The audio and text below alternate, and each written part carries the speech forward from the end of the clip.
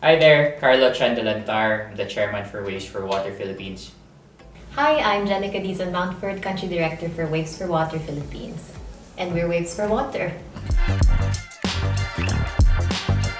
Yeah, so today we'll reminisce the past 10 years of key moments of Waves for Water Philippines. So first photo.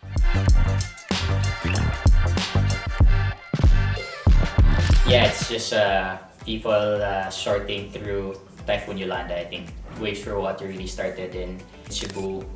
Met John through a Facebook post, and that's how it started.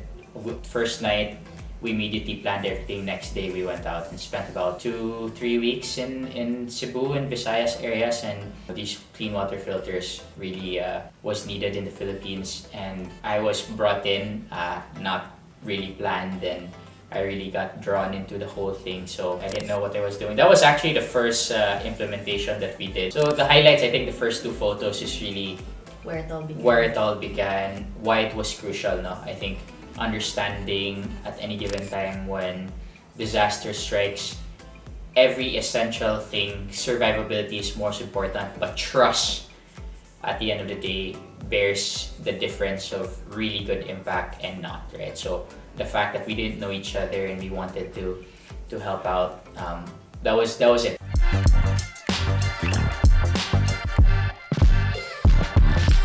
Dito sa picture, the vibe that people really understand the importance of the system that is being turned over to them. Fast forward, well, that was like the first 2 years of Waves for Water, and we got the green light from John Rose, our founder. Said, did we want to do something here in the Philippines for Filipinos by Filipinos? And this was 2015. We were in the verge of coming to Manila. During this time, I was already talking to Jenica. We never met, and mind you, also. Facebook also. Thank you, Facebook. From there, I met Denise, who did the first printed article on Philippine Daily Inquirer. And from there, I told her, hey, Dance, I think storytellers, it shouldn't come from us, but rather from people that want to help. And from these, we met R2 Meg, Mara, Denise, of course, and we went to Calatrava and Negros, and we proved na, if you do this right with the right storytellers, it could go forward. And that was a big difference. And then the next photo, this was also the first disaster response that we did. We slept in a school and there was no power, nothing, and we were just bare bones, like maybe tomorrow we'll probably get killed, we don't know, right? But it really showed us na in order to understand how to build this, we needed to be vulnerable, and we were willing to be open to all the aspects of factors of what it meant to be in disaster response, but also in helping that,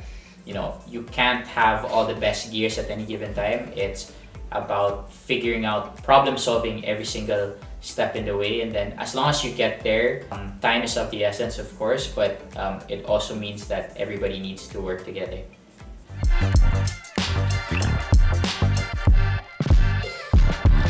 I think the next photo here, you'll see a couple of sailboats, Hobie Cats as they're called. What's the highlight of Waves for Water Philippines? So this was one of our first passion projects, or do what you love, help along the way. The essence of Waves for Water is you want to help out, you want to leave the place behind where you came from even better. They go travel around different islands of the Philippines for 7 to 10 days. While we were going with them, we wanted to make sure that each community we were going to, we provided clean water, and it was great. The Hobika Challenge was do what you love, help along the way, but this photo also shows another tenet or philosophy of Waves for Water, which is help the helpers. So here you can see he was the barangay captain. He was the barangay captain, yeah. So they were getting trained how the filters work, and then he's showing how it gets cleaned. So I think it's a really good photo of just what that means for us to be able to not just turn over, leave the filters, but actually teach them how to use it and how to maximize use.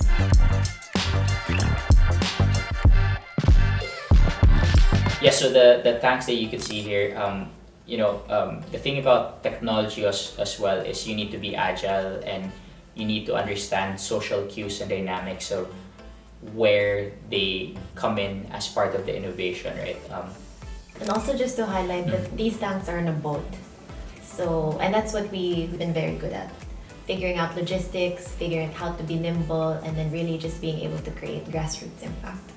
So I think it's so important na everybody helps, like whether, and often they don't contribute financially, of course, but the community provides sweat equity. So they take part in either carrying, transferring tanks, or even helping with some of the logistics, the smaller transfers. But all the communities we go to have a counterpart in the projects that we do with them. Which brings us to the next photo. Yeah, exactly. I think this is a fun photo. This was one of our hardest projects ever, and we were blessed with land bank and Kawat Katubikan. This was arguably one of the hardest to begin with because it was in Coron. We had to figure out how to work with a barangay captain that was still starting, and it's just the back and forth and the amount of filters that we were doing. We were spreading ourselves thin, but we conquered.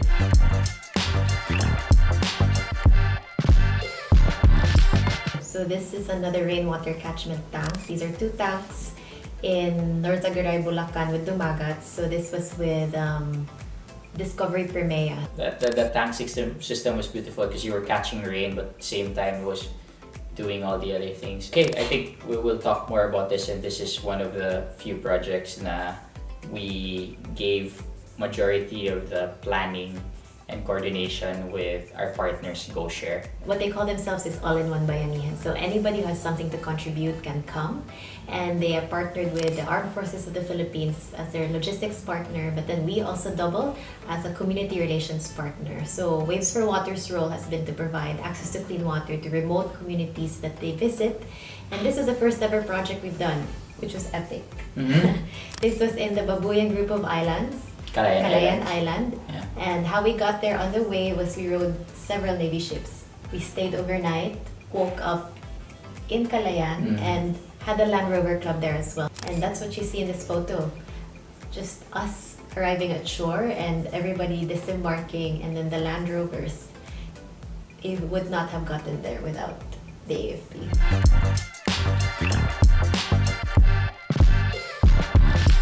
The next photo naman is another Navy boat, and this was at the Benham Rise. The first expedition to Benham Rise, and it was staking claim that Benham Rise is for the Philippines. We weren't there to provide clean water, but we were there to come as civil society and say like this is ours. But it's also like a good way to show na, you know, above all else, we are all still Filipinos, and I think that transcends to what we do in Waves for Water. Philippines is, you know, for Filipinos by Filipinos. All our donations now, majority are from Filipinos, but it's really for Filipinos, and that transparency and that commitment to that mission is very important. And that's what Waves for Water really is. We focus on forgotten pockets, areas that are often underserved but also hard to reach, and we go there. And we have presence there, and with GoShare and the AFP's help, we've really been able to do that.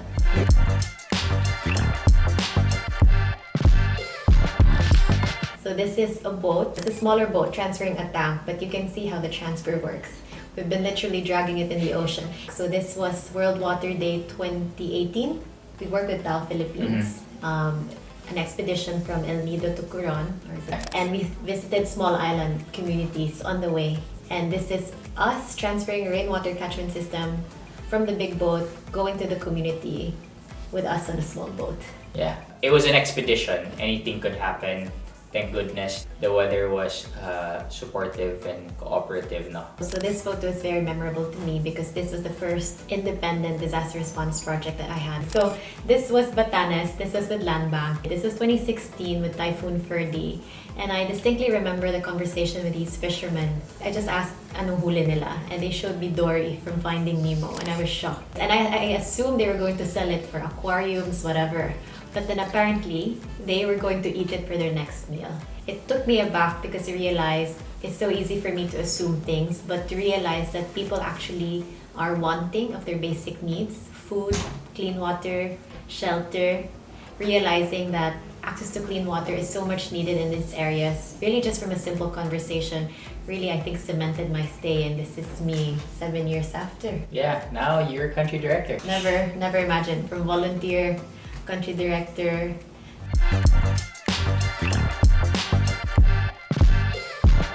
Next photo was in Marawi. sketchy. This was my gunpoint experience with just everything happening there. But we were tasked to go there. Land Bank was supportive here, but since we were already there, we were fundraising for more stuff, and we got really lucky. And this is the beauty of the work that we do. We got everything done in a night. The next day we went out, provided a hospital with a water tank and clean water filters. And the stories were ridiculous, right? There were people that were swimming through Lake Lanao just to get away from the war, and they just needed clean water. So I think for us, we wouldn't know these stories because the people that are going through this suffering don't have the avenue to tell the stories, but also it's also our job to find these stories because it connects us to the impact and keeps us going. Fast forward a bit to early 2020. Before the pandemic. Yes. Yeah. January. So this photo is in Taal, so close to Manila, and just right after the eruption. Yes, and figuratively, this is exactly what Jenica and Waves for Water Philippines had to go through for the pandemic. Full of ashes, full of rugged terrain, and just wearing masks the whole time.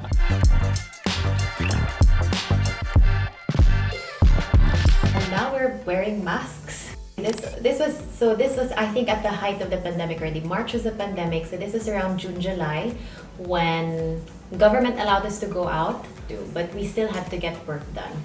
And as a WASH, Water, Sanitation and Hygiene organization, our goal really was to provide not just access to clean drinking water, but water to wash hands with. So hand washing pre-vaccine was the first line of defense.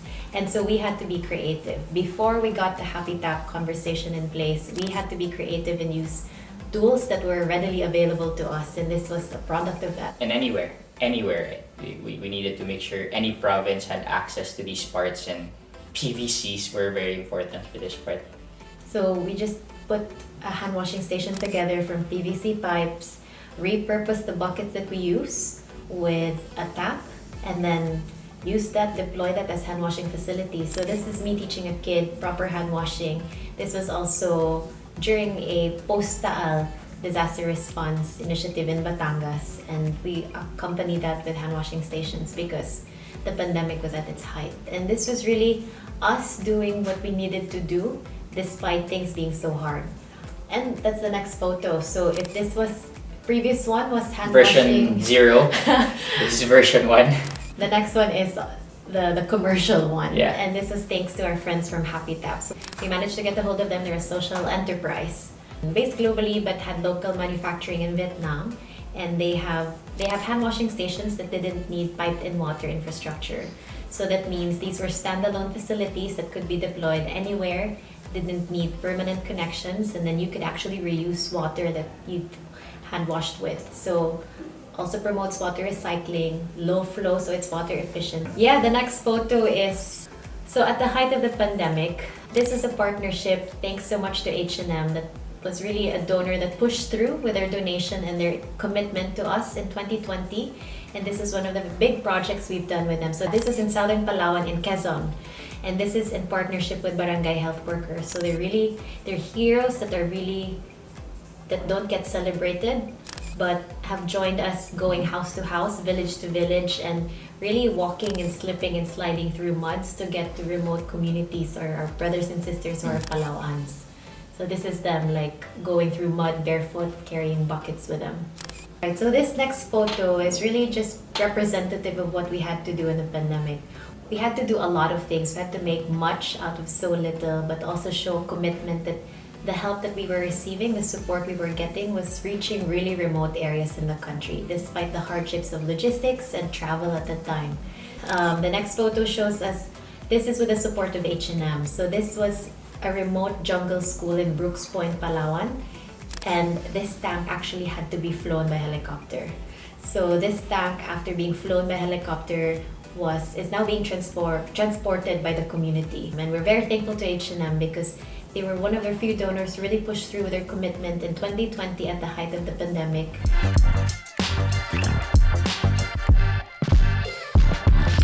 This photo is also from that same community. This is the pilot dam.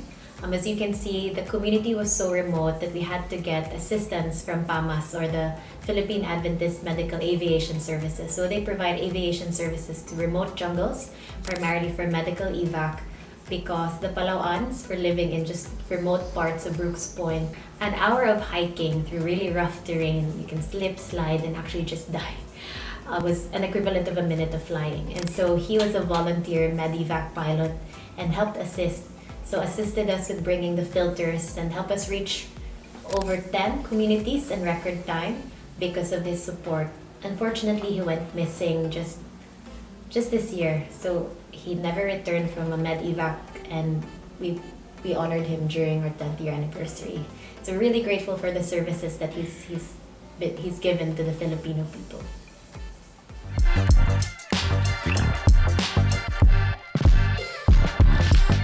So this next photo was at the height of the Odette. We were deploying, this was the largest disaster response initiative that we've done post-Yolanda on our own as a local office. And this is also the largest response I did on my own. Yeah. So it was a very stressful time because this was also the height of pandemic. This and is the Christmas. height of Omicron and Christmas, and people were demanding so much of us when the team was halved. People were sick. People were dropping like flies, but it seemed like that. It was shoved to us like such a huge need. Visayas, Central Visayas, 10 provinces mounting a response when logistics was tough inter-island, and just the need was so great. It's an emotional topic for me because there were people that we weren't able to help then. I was just really inundated personally by so many requests, and there were people that I personally had to say no to. But knowing now, we just did the best that we could. We made the most out of the resources that we had, and we were able to efficiently respond to 10 provinces and deploy over 4,000 filters in record time. Was such a huge feat for us. And Odette really was a huge stepping stone for us in terms of funding and support injected into the organization that allowed us to explore other solutions, grow the team, and really help us celebrate our 10th year anniversary. We waded through the ocean or the waves here, and I think when we rode the wave. We rode the wave. Yeah, we've ridden the waves across, whether that's flat waves or rough seas, tsunamis. But geez, now we're here, and I think we just celebrated our 10 years. What does the next 10 years hold? We don't know, but definitely we will exist. We will strive to be here and uphold the integrities of what Waves for Water is. And also, we are now a PCNC accredited organization for the next 5 years, and that means all your donations, whether in kind or cash, is tax deductible. So thank you so much to our partners, our couriers, our volunteers, all the government agencies we've worked with, all the way to the staff, all the way to the partners in initiatives and collaborations, campaigns, everything in between, media as well. We thank you for being part of the story, and we look forward to seeing you the next 10 years. If anything has inspired you, we actively encourage you to take part of the story of the next 10 years of Waves for Water, because we want to make clean water access a reality in our lifetimes, and you can be part of that. So who knows, you can be part of the next adventure, and we'd love to have you on board. So please get in touch with us, and we'd love to chat. And with that, this is Jenica Dizon Mountford, Country Director of Waves for Water Philippines. This is Carlo Chandalantar, Chairman of Waves for Water Philippines. See you in the next 10 years.